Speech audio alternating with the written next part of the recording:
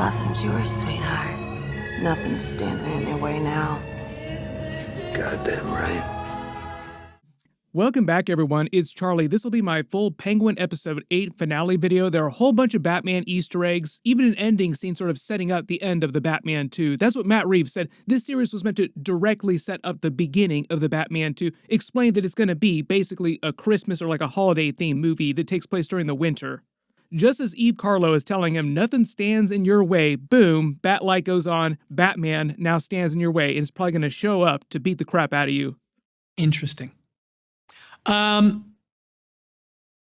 is until he sees the weird kink that you have going on now, putting Eve Carlo in your mother's old dress, playing out this freaky new fantasy of his. Like, his kink has hit a whole new level. So don't worry, we will dig into that. There's so much going on here. If you're brand new to the channel, be sure to subscribe to get all the videos. They've also been talking about doing the Penguin Season 2 now. Originally, it was conceived as a one-season show only, just setting up the Penguin for the events of the Batman 2, like setting the stage for the Batman 2. But now, because the series seems like it did so well, people like it so much, they're talking about doing an actual Season 2, which would take place between the Batman 2 and the Batman 3. So, fun coincidence, recently it seemed like they were actually soft confirming that there would be a Batman 3 movie with Robert Pattinson and Matt Reeves. But starting at the beginning of the episode, it was titled A Great or Little Thing, which is a reference to a book by Oscar Wilde, The Ballad of Reading Gaol. One of the quotes in the book is the line, a great or little thing, and it's meant to be about how each man destroys the thing that he loves, which Penguin basically does throughout this series. For Penguin, it's kind of his relationship with his mother that he cherished so much, like he destroyed that relationship by killing his brothers, like the relationship itself is destroyed by the end of the series. He's also kind of metaphorically destroying Gotham, the city itself, through his actions, while also destroying it literally with all the fighting and the bombs, like they're blowing out Gotham left and right. And you also need to look at this from the perspective of his relationship with Victor and how he loved him like family, but ultimately killed him because he was his great weakness, as he said. Like, I can't have this weakness going forward. So R.I.P. Victor, everyone press F to pay respects to him. He was amazing during the series too, Renzi Felice. Most of you might remember him from Runaways, that Marvel TV series before Marvel folded everything into Marvel Studios. But going into the episode, one of the big questions everybody had is who is going to survive into the events of the Batman 2? Like, will Sofia die? We knew Penguin was probably going to live no matter what.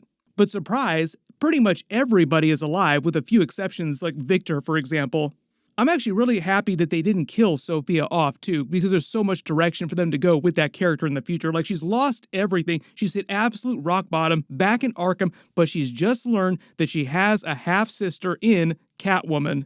That was one of the other cool Batman Easter eggs from the end of the episode, where they basically confirm a long-held suspicion by comic book readers. They implied this in the Batman Long Halloween comic book, which heavily inspired the first Batman Matt Reeves movie. You probably remember people talking about this when that first Batman movie came out because there was so much of her near Carmine Falcone. We learned why, because eventually they implied that he was her father during the movie, but her whole thing in the movie was confronting him over the death of her mother. So they basically told us that she was his daughter in the movie without literally saying it. Now they're finally actually saying it. So maybe we will see some sort of Hangman, Catwoman team-up in the Batman 2 or in the Penguin Season 2. There's just a number of directions that take the character. The episode starts with Julian Rush using his therapy technique to try and pull more details on Penguin's past from his mother's mind. And I love the way they do her flashbacks from her perspective. Like, she's remembering things, but it's old Frances from present day seeing things as if she were young Frances, seeing it all as it happened.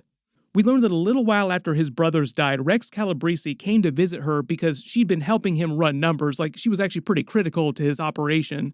But actually tries to give her some helpful advice, like he wants to make her feel better, like give her some positive direction to move in. And she reveals that she learned the truth about what happened to his brothers, finding evidence inside his raincoat with the flashlight. So this whole time, big reveal, big WTF moment. Ever since then, she's always known that Penguin ultimately led to the death of his brothers. Didn't directly kill them, but kind of killed them. There's still a lot of argument over whether or not he meant to kill his brothers. He didn't initially mean to kill his brothers. He only made it real after he stopped and turned back and fell asleep against his mother while they were watching the movie. That was when he decided to make it permanent. The actual moment you can pinpoint and say, this is when he killed his brothers here. This is when he meant for them to die. And this whole time, she's just been lying to him, not letting him know that she knows. So that wasn't clear. Penguin didn't know this whole time that she knew. And Rex Calabrese is trying to give her advice on what to do with Penguin, knowing that he is a monster. And his basic two options are you use him knowing what he is, or two, you cut him loose, meaning you kill him. And essentially we learn that she agreed to kill him. Like she asked Rex Calabrese, please kill my son. The coldest thing Penguin's mother ever did. Everybody let me know in the comments what you think is colder, Penguin burning the Maronis alive or his mother having Rex Calabrese kill him. We eventually find out, though, at some point she changed her mind that night, and that was the whole reason why she got dressed up and took him to the club to go dancing, not because she wanted to feel better, like, oh, she wanted to move on with her life. It was because it was going to be his last night on Earth. That was the whole reason she was going to have Rex Calabrese, quote-unquote, drive him home, because he was going to drive him away from the club and then never bring him home. So this completely recontextualizes all of Penguin's scenes with his mother previous in the series and some of the flashbacks too. This whole time she was playing him for a clown, essentially just using him. Loved all the scenes from inside the club too, where we get more of that flashback from last week, except it's from her perspective as older Frances now, seeing it all as if she were young Frances. Like they bleed into the memories of Julian Rush and Sofia watching them, listening to her talk about it. You can even see when they're sitting at the booth and she's remembering her conversation with young Penguin, how disgusted that look on her face is when he starts talking, like, how dare you? You also notice in the background Rex Calabrese watching them like hawks, also while they dance, because he was planning on driving him off and killing him. But the way they explain it is that at some point later that night before he took off with Penguin, she changed her mind and let him live. They don't totally dig too deep into why she did that, like why she changed her mind, but essentially the idea is that at some point she changed to the other advice that Rex Calabrese gave her, like either you can kill him or you can use him, and she decided to just use him. Because later, when we actually see her confronting him, finally telling him the truth, she always despised him every single day since she learned the truth about him killing his brothers. Basically the worst possible thing you could tell Penguin, like the mother that he's loved and idealized so much, wanted her affection so badly that he killed his brothers, telling him that he's trash, and she's hated him every single day of her life. We'll get into that in a second, just because there's so much to unpack from Penguin's side of things and the way that he reacts to it in the moment when it's happening. But the really cool thing about all these big reveals is it also recontextualizes all of Rex Calabrese's speeches that Penguins gave, idealizing him for all these years, when really that was all built on a falsehood, a lie. Rex Calabrese was always planning on killing him, kind of just playing him, essentially playing on the fact that he was looking for a father figure too. He admits to that too, like all the other boys that joined my crew, they're all looking for a father figure. All that stuff with Rex Calabrese, the big reveals, is meant to be parallels for the reveals with Victor's character and what ultimately winds up happening with Victor's character too. Like Rex Calabrese, Penguin's father figure, was going to kill him, and Penguin winds up killing Victor, who was kind of like a surrogate father to him, like family. They did a really good job of paying off all these different character arcs during the series. During those flashbacks, they also set up some moments for the end of the episode too, reminding you about his obsession with her as a kid and the promise of the penthouse with a view of the whole city, meant to set up her being propped up, staring at the whole city as a vegetable, crying, because she's kind of in a prison of sorts now. Like he's treating it as if it's some big victory, like, look, Mom, I fulfilled my promise. I did the thing I was always saying that I was going to do, but it's meant to feel very tainted because she's locked in a prison now of her own body. She can't leave and she wants to die. But Penguin won't let her die. You also remember a couple episodes ago, he also promised to kill her because she didn't ever want to be in a vegetative state. Like, if that ever happens, you must kill me, which he said yes to, but ultimately he can't do that because he needs her so badly. So badly that he's now paying Eve Carlo to cosplay as her, living out his fantasy. You just have to imagine Batman busting in one of his windows, seeing what's going on, and being so horrified that he just gives him like 5 minutes, like, all right, just clean this up. I'll come back and beat the crap out of you later just because this is so messed up. Too messed up and Oedipal for Batman to even want to deal with him for a couple minutes. Then we find out what happened to Victor after he disappeared a couple episodes ago before the blast. Conveniently, like they wanted him to live so that Penguin could kill him at the end of the finale, so he had to have an excuse to not be around when the bomb went off. But they use his scene to set up the whole betrayal with all the rival gangs and all the twists and turns later, with Penguin helping them also upturn each of their organizations too. We go inside the club with Sofia having Penguin dead to rights, wanting to torment him with his memories of his brothers and wanting to get his mother to admit to him that she hates him, basically trying to break Penguin's spirit. Like she's hoping that this will completely break him. Little does she know how Penguin's brain works and is able to do the mental gymnastics necessary to escape from this situation, at least on a mental level. She tells the story about the baby bird to set up the reveal of her knowing what happened to his brothers. But this whole time, like through this whole conversation, even though his mother eventually does admit the truth, she knew this whole time, Penguin denies everything constantly. I think him being in this moment here is activating his fight or flight response, and his brain is just set to this automatic defense mode where it's all about survival. And in order to survive on a mental level, he has to find a way to pretend like what's happening here isn't real. Like he tells his mother, who's shouting in his face, who tries to kill him herself, "No, it's your disease. You're remembering things wrong. That's not what was going on."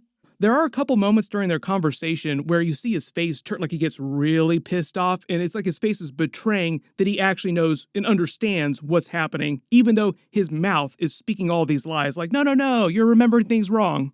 It's all about his survival instincts on a mental level and how willing he is to lie to himself, like how deep this goes. So this whole scene in the club is just like one WTF moment right after the other, big reveal, WTFs, and then obviously her trying to actually kill him with the broken bottle. But they really do a good job of showing you just how obsessed he is with his mother, how much he needs her affection, attention, and to hear from her that she is proud of him. Because like right after she stabs him and tries to kill him, he escapes, picks her up, and is worried that she will die. Like, no, you can't die before you tell me that you're proud of me. One of the other cool details during their whole face-off in the club is the cigar cutter that she uses to cut off Penguin's mother's finger is meant to be the same finger that Penguin cut off of Alberto, was the cigar cutter that she stole from Penguin's apartment a couple episodes ago. And yes, I do think he was willing to let her get her finger cut off rather than openly admit to killing his brothers. There's a lot of great camera work in here too. Also the effects that they use with the dead brothers being in the moment here with adult Penguin who then shifts into young Penguin because her mind is just flashing back and forth between her memories with all bleeding together before she passes out. Once he escapes, he takes her to the nearest hospital, tries to stop the bleeding and stitch his own wound, getting Victor's help.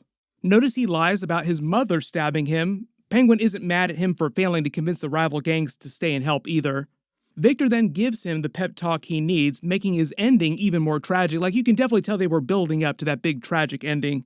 The way that Penguin talks about it, he also makes it sound like Bliss is totally gone and any remaining supply was destroyed in the explosion. So going into the Batman 2, there might not be any Bliss at all. Don't worry about that. Penguin already has the allegiance of all the rival gangs now, so he doesn't really need the Bliss anymore for that.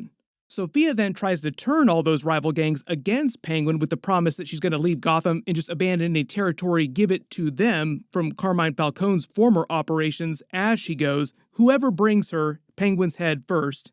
Then it feels like a really big moment setting up the events of Batman 2 and sort of what's going on in the city in general. Penguin then goes to City Hall and gets Councilman Hades' help to pin everything that's happened, all the bliss, the explosion, all the gang wars, on both Sofia and Salvatore Maroni.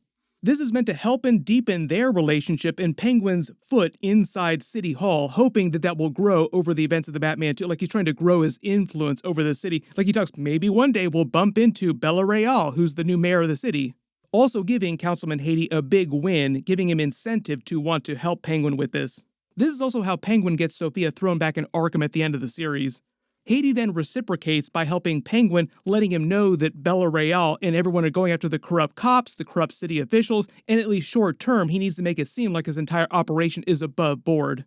They did a really great way of visually telling the story too, like implying what's going to be happening during the events of the Batman 2, because you see Penguin sitting at the head of the city council bench above him, as if he is quote-unquote controlling City Hall now. When he clocked Bella Real on the way out, it made it seem like they're going to share some sort of subplot arc during the Batman 2 or in the future, like he'll cross paths with her eventually. Then just as he leaves in triumph, Link yoinks him with Victor nowhere in sight. They do these stop short moments all the time where like he'll have some big victory during the series, then immediately will get the rug pulled out from under him, even though in this gambit is a bit of a twist too, because it's actually a good thing that's happening to him here, but the way they play it is like something bad is happening. That's kind of the Penguin's MO. Anytime anything good happens to him, something really bad immediately follows it. Sofia then grabs Carmine's old watch, then burns his mansion down. The 3 cigarettes is meant to be this real metaphorical way of her going out too. There's a special meaning to the order in which she lights the fires and the places where she lights the fires. The first fire she lights is in his former bedroom because it's the place where she found her mother's dead body, Carmine having just killed her, so it's meant to be a metaphor for her burning that initial bad memory to sort of set up all the terrible things that eventually happened to her later in her life. Like this is the place where it all started, so this is the place where the fires are going to start. The second one is in Carmine's office where he betrayed her and had her sent to Arkham Asylum, and then the last fire is in the grand ballroom where her family betrayed her, writing all those letters that helped kept her locked in Arkham all those years. Also using it to burn the painting of their family, also meant to be a lie because they were never a happy family.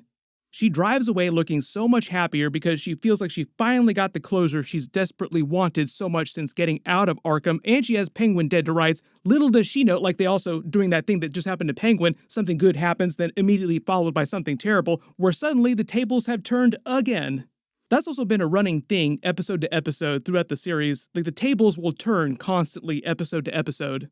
There's a real quick joke about penguins being flightless birds, and they reveal Penguin's gambit, Link having teamed up with Victor to betray Zhao, his former boss, helping Penguin kill Zhao and getting the upper hand on Sofia, and doing the same thing with all the other rival gangs in the city, with the underbosses and lieutenants killing their bosses, now those new bosses being way more loyal to Penguin because he helped them. So all this conversation here is meant to bring things full circle for Penguin and Sofia's character because he also chauffeurs her to being captured and sent back to Arkham, just like old times. And if it wasn't clear, Penguin explains that he won Link over by selling him on the same thing that Penguin got in return for betraying Sofia all those years ago, a chance to be somebody, a big promotion basically. So Link's betrayal of Zhao and all the other lieutenants' betrayals of their bosses are meant to parallel Penguin's betrayal of Sofia when they were younger. The circle of betrayal is now complete.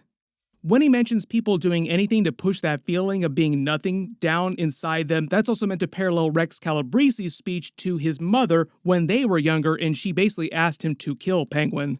That's why when she says Oswald Cobb, man of the people, she's saying it ironically because he's definitely not a man of the people. He's the most selfish person you've ever met. He killed his own brothers because he was so selfish.